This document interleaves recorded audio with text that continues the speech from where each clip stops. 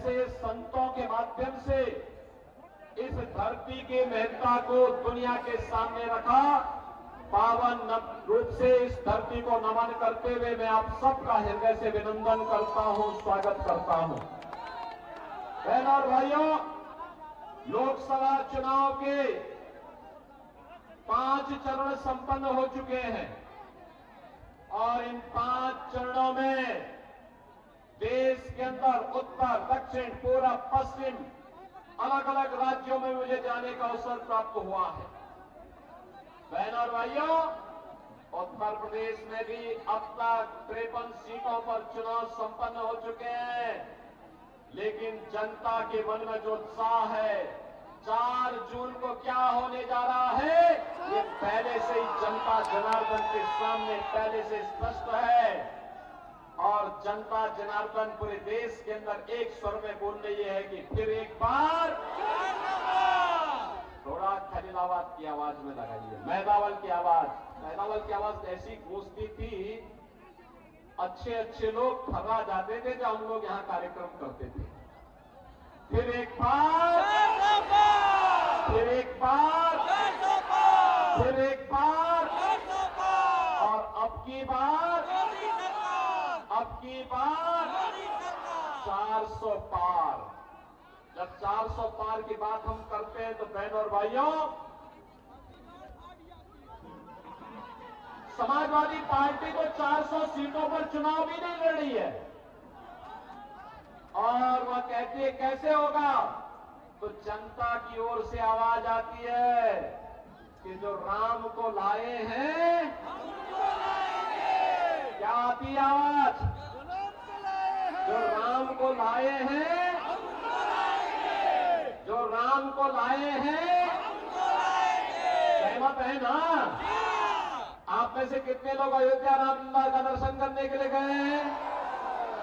वाह भाई, पूरा का पूरा खलीलाबाद, पूरा का पूरा मैदावल गया है। अभिनंदन करता हूं मैं आप सबका।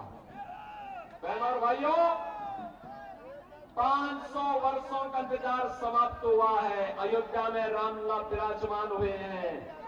याद करिए, आपके लिए तो एक तरफ अयोध्या में रामलला का विराजमान हुआ, दूसरी तरफ इंटरनेशनल एयरपोर्ट का नामकरण महर्षि वाल्मीकि के नाम पर, रेन बसेरा का नामकरण निषाद राज के नाम पर, और भोजनालय का नामकरण जहां पे गरीबों को, जनता श्रद्धालुओं को भोजन मिल रहा है, उसका नाम पर माता सबरी के नाम पर वो बना हुआ है। याद करिए, ये समाजवादी पार्टी के लोग राम भक्तों पर गोली चलाते थे और आज अयोध्या में राम भक्तों पर पुष्प वर्षा हो रही है, पुष्प वर्षा। ये लोग राम भक्तों पर गोली चलाते थे, कहते थे परिंदा भी पर नहीं मार सकता। और बहनों और भाइयों, आज अयोध्या धाम में भक्तों की आवभगत होती है, राम भक्तों की आवभगत होती है और अयोध्या को एक बार फिर से त्रेता युग का गौरव दिलाने का काम कर दिया गया है। ये समाजवादी पार्टी राम भक्तों पर तो गोली चलाती है और जिन आतंकवादियों ने राम मंदिर पर आतंकी हमला किया था, उनके मुकदमों को बेशर्मी के साथ वापस लेने का काम करती है। और इसीलिए आज मैं आपके पास आया हूं कि बहनों और भाइयों, आज जो एक परिवर्तन आया है कि राम मंदिर भी बनेगा, काशी में काशी विश्वनाथ धाम भी बनेगा, और साथ साथ आज जो एक परिवर्तन देश के अंदर आपको देखने को मिल रहा है कि दुनिया के अंदर सम्मान बढ़ा है, देश की सीमाएं सुरक्षित हुई हैं, आतंकवाद और नक्सलवाद का खात्मा हुआ है और विकास के बड़े बड़े कार्य हो रहे हैं। Highway, railway, medical college, IIT, IIM, AIIMS, Gorakhpur में एम्स बन गया है, फर्टिलाइजर कारखाना फिर से चालू हो गया है, नए नए उद्योग लग रहे हैं, पर्यटन के नए केंद्र के रूप में बाबा तामेश्वर नाथ का धाम भी विकसित हो रहा है और संत कबीर नगर की पावन महानिर्वाण स्थली को कबीर पीठ के रूप में एक बार शोध और इनोवेशन के नए केंद्र के रूप में विकसित किया जा रहा है। योगी आदित्यनाथ प्रतिभा का पुराना बर्तन उद्योग वन डिस्ट्रिक्ट वन प्रोडक्ट में फिर से पुनर्जीवित हो रहा है। और यही नहीं, आज तो विकास के साथ साथ गरीब कल्याणकारी योजनाएं, याद करिए समाजवादी पार्टी के समय में लोग भूख से मरते थे, दवा के भाव में दम तोड़ते थे, किसान आत्महत्या करता था, नौजवान पलायन करता था, बेटी और व्यापारी की सुरक्षा खतरे में थी। सुबह की शुरुआत एक घोटाले से होती थी और सायंकाल आते आते किसी आतंकी वारदात या किसी वारदात की समाचार हमें देखने को मिलते थे। आज 80 करोड़ लोगों को मोदी जी के नेतृत्व में फ्री में राशन की सुविधा का लाभ प्राप्त हो रहा है। 80 करोड़ लोग फ्री में राशन 4 वर्ष से प्राप्त कर रहे हैं। मोदी जी ने कहा है अगले 5 वर्ष तक लगातार जारी रहेगा। बहनों और भाइयों, जो लोग आज पाकिस्तान का राग अलापते हैं, मैं उनसे कहना चाहता हूं कि पाकिस्तान के अंदर 23 करोड़ लोगों का पेट नहीं भर पा रहा है। वहां की सरकार, वहां पे 1 किलो आटा के लिए कैसे छीना झपटी होती है, जैसे मोहल्ले के अंदर कुछ जीव रोटी के टुकड़े के लिए आपसी छीना झपटी करते, ये स्थिति आज पाकिस्तान के अंदर आप देखने को मिल सकता है।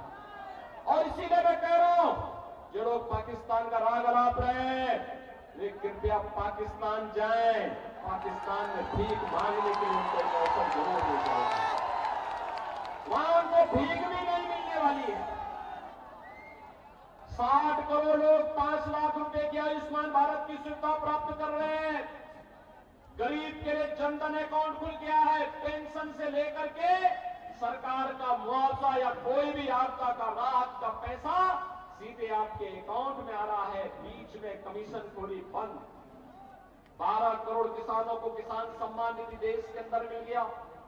12 करोड़ गरीबों के घर में शौचालय बन गए। 10 करोड़ गरीबों के घर में उज्ज्वला योजना के कनेक्शन आ गए। और हमने यूपी में तो व्यवस्था की होली और दीपावली में एक भरा हुआ सिलेंडर इन घरों तक पहुंचाने का काम करेंगे। यह हमने पिछले वर्ष से जारी कर दिया है। बहनों और भाइयों, 4 करोड़ गरीबों के मकान बन गए ना 4 करोड़ गरीबों के मकान। और मोदी जी ने कहा है कि तीसरी बार सरकार बनेगी तो 70 वर्ष से ऊपर के हर एक व्यक्ति को हर वर्ष 5 लाख रुपए की स्वास्थ्य का सुविधा उपलब्ध करवाएंगे। कितने गरीब बचे जिनके पास मकान नहीं है, इस बार अगले 5 वर्ष के दौरान उन सबके मकान भी बन जाएंगे। बहनों और भाइयों, अब आतंकवादी घटनाएं नहीं घटित होती है। पहले आतंकवादी घटनाएं जब कांग्रेस और समाजवादी पार्टी की सरकार थी, आतंकवादी घटना होती थी, हम लोग कहते थे आतंकवाद से निपटो, ये कहते थे आतंकवादी सीमा पार के हैं। और आज तो पटाखा भी थोड़ा जोर से फट जाए ना तो पाकिस्तान सबसे पहले सफाई देता, कहता मेरा हाथ नहीं है। उसे मालूम है अगर समय से सफाई नहीं दी तो ये नया भारत है। मोदी जी के नेतृत्व में सुरक्षा भी करता है, समृद्धि भी देता है। और अगर पहले तो छेड़ते नहीं किसी को, लेकिन अगर कोई छेड़ेगा तो उसको छोड़ते भी नहीं है। बहनों और भाइयों, एक तरफ इतना कार्य मोदी जी के चमत्कारिक नेतृत्व में भारत के अंदर सुरक्षा भी, सम्मान भी, विकास भी, गरीब कल्याण भी और आस्था को भी सम्मान देने का काम अयोध्या में रामलला विराजमान हो गए। कांग्रेस और समाजवादी पार्टी के लिए जो संभव था, आज मोदी जी के नेतृत्व में वह संभव हो पाया है। बहनों और भाइयों, यही नहीं, श्रृंगवेरपुर में निषाद राज का भी हम लोगों ने भगवान राम के साथ गले से मिलती हुई भव्य प्रतिमा की स्थापना करवाई है। उनके किले का पुनरुद्धार की कार्रवाई भी आगे बढ़ रही है। महापुरुषों का सम्मान कैसे होना चाहिए, ये जानना है, देखना है, तो भारतीय जनता पार्टी की सरकारें करवा रही हैं। और इसीलिए मैं आया हूं बहनों और भाइयों, एक तरफ भारतीय जनता पार्टी मोदी जी के नेतृत्व में राम भक्तों के दल के साथ में है, और दूसरी तरफ सारे राम द्रोही एक साथ खड़े होकर के मोदी जी को रोकना चाहते हैं। बहनों और भाइयों, इनका कोई अपना एजेंडा नहीं है। ये तो अनुसूचित जाति, जनजाति और पिछड़ी जाति के आरक्षण के अधिकार में सेंध लगाने के लिए समाजवादी पार्टी और कांग्रेस का गठबंधन हुआ है। इन लोगों का यह कहना है कि अगर ये सत्ता में आए तो अनुसूचित जाति और पिछड़ी जाति को जो आरक्षण का लाभ मिलता है उसका आधा हिस्सा काट करके मुसलमानों को दे देंगे।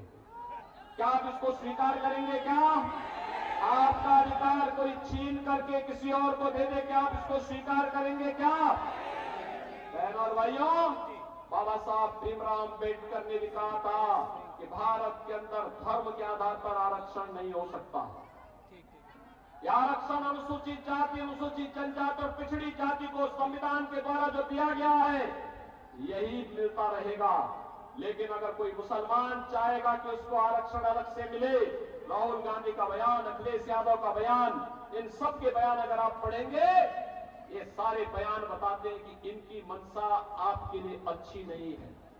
दूसरा बहनों और भाइयों, ये क्या कहते हैं? कहते हैं सत्ता में आएंगे विरासत टैक्स लगाएंगे। ये विरासत टैक्स आप जानते हैं क्या है? बहनों और भाइयों, ये विरासत टैक्स से आपके बाप दादों ने जो संपत्ति बनाई होगी, आपका खेत होगा, आपका खलिहान होगा, आपके खेत होंगे, आपके घर होगा, आपका गाय होगी, आपकी भैंस होगी, आपके घर में जेवर होगा, आपके पास पैसा होगा, उस पे आधा टैक्स लगा करके आधी संपत्ति ये लोग हड़पने का काम करेंगे। बहनों और भाइयों, एक खतरनाक मंशा के साथ समाजवादी पार्टी और कांग्रेस का गठबंधन हुआ है। हमें इनके गठबंधन को सफल नहीं होने देना है। और इसीलिए मैं आया हूं, ये विरासत टैक्स औरंगजेब का जजिया कर है। औरंगजेब मुगलों का सबसे क्रूर बादशाह हुआ। कोई मुसलमान भी अपने पुत्र का नाम औरंगजेब नहीं रखता, क्योंकि औरंगजेब ने पहले अपने भाई की हत्या की, फिर अपने बाप को भी उसने तड़पा करके मारा था। बहनों और भाइयों, कोई मुसलमान भी अपने पुत्र का नाम औरंगजेब नहीं रखता। लेकिन आज औरंगजेब की आत्मा कांग्रेस और समाजवादी पार्टी के अंदर घुस चुकी है, इसीलिए वह विरासत टैक्स की बात करती है। हमें इनकी मंशा को सफल नहीं होने देना है। और इसीलिए मैं आया हूं, भारतीय जनता पार्टी ने इंजीनियर प्रवीण निषाद को फिर से आपके सामने प्रत्याशी बना करके उतारा है। बहनों और भाइयों, आप मोदी जी को तीसरा कार्यकाल देंगे? मोदी जी तीसरी बार आएंगे, प्रधानमंत्री बनेंगे ना? आप सहमत हैं? सभी लोग सहमत हैं? इसके लिए यहां इस सीट को जिताना होगा, प्रवीण निषाद को चुनाव जिताना होगा। जिताएंगे? चुनाव जिताएंगे? सभी लोग सहमत हैं? सभी लोग जिताएंगे? सभी सहमत हैं? लेकिन इसके लिए आपको दो काम करने होंगे। दो काम करने होंगे। जितने लोग यहां पर आए हैं, माताएं हैं, बहनें हैं, नौजवान हैं, बुजुर्ग हैं, सभी लोगों से मैं कहूंगा कि बहनों और भाइयों, इसके लिए आपको एक तो जितने लोग आए हैं मात्र 3 दिन प्रचार के हैं, छठे चरण में आपको मतदान करना है। इन 3 दिनों में हर दिन 5 घर में हर व्यक्ति जाकर के संपर्क करके आत्मनिर्भर और विकसित भारत के लिए मोदी जी को तीसरा कार्यकाल देने के लिए जनता जनार्दन के बीच जाएंगे। 3 दिन का मतलब 15 घर, एक व्यक्ति 15 घर। और दूसरा कार्य 25 मई को उन 15 घरों को मतदान केंद्र में ले जाकर के मतदान करा करके कमल खिलाना है। सहमत है? सहमत है? करवाएंगे? सभी लोग सहमत हैं? तो बात पक्की है ना? तो बहनों और भाइयों, चुनाव जिता करके भगवान राम और निषाद राज की मैत्री को फिर से और प्रगाढ़ करने की आवश्यकता है। करेंगे? राम भक्तों का मत राम भक्त निषाद राज को ही मिलना है, राम द्रोहियों को नहीं मिलना चाहिए। सहमत है ना? सभी सहमत है? तो मेरे साथ बोलेंगे भारत माता की, दोनों हाथ उठा करके इतनी तेज आवाज बोलेंगे कि पूरी खल्लाबाद लोकसभा क्षेत्र में, खजनी में भी और आलापुर तक आपकी आवाज पहुंचे। भारत माता की